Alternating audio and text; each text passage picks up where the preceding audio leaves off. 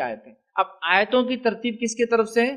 اللہ کے طرف سے، جو نبی اکرم صلی اللہ علیہ وسلم کو بذریعہ جبرائیل بتائے گی، اور آپ نے پھر وہ ترتیب دی کہ یہ آیت نمبر 1، یہ 2. اچھا کبھی ایسا بھی ہوتا ایک آیت پہلے نازل ہو جاتی، نبی اکرم صلی اللہ علیہ وسلم بعد میں، جب اس کے بعد کچھ آیتیں آتی لیکن جو ترتیب کے اعتبار سے وہ پہلی پڑھی جانی چاہیے تھی، آپ جب نماز سے پڑھتے تو صحابہ سمجھ جاتے کہ آیت سے پہلے یہ آیتیں نہیں آئی ہیں. سمجھ رہا؟ مطلب نبی اکرم صلی اللہ علیہ وسلم نماز میں قرات کر رہے ہیں، سورہ بقرہ پوری نازل نہیں ہوئی تو آپ پڑھ رہے ہیں، تو آپ جیسے پڑھ رہے ہیں صحابہ سمجھ جا رہے ہیں یہاں تک نازل ہوئی ہوئی ہے. اس کے بعد آپ صلی اللہ علیہ وسلم اضافہ کر دے رہے ہیں، اور اضافہ کیسا کر رہے ہیں؟ آلریڈی ایگزسٹنگ آیتوں کے اندر کچھ آیتیں لگا دے رہے ہیں، صحابہ سمجھ جا رہے ہیں نہیں آئی ہے.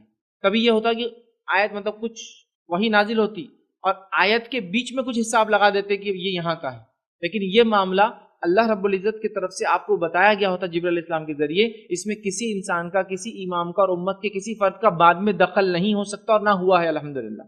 کیونکہ بہت سارے لوگ یہ سمجھتے کہ قرآن کی ترتیب کسی اور نے یا صحابہ نے دے دی اپنے ڈھنگ سے، یا شاید تابعین نے دے دی یا کسی اور. نہیں، یہ اللہ کی طرف سے اس کی ترتیب جو نبی اکرم صلی اللہ علیہ وسلم نازل ہوتی ہے، اور آپ نے صحابہ کو بتائی یہ ایسا ایسا ہے. اور صحابہ اکثر نماز میں سن کے سمجھ جاتے کہ یہ آیت میں یہ اضافہ ہو گیا، یہ نئی آیتیں جڑ گئی، یہ بات کی نئی آیتیں جڑی. پہلے 4 آیتیں پڑھتے تھے ایک صورت میں، اب 6 پڑھ رہے، اس کا مطلب 2 ابھی نازل ہو گئی، پھر 8 پڑھنے لگے، وہ اس میں اضافہ ہو گیا. اور کبھی ایسا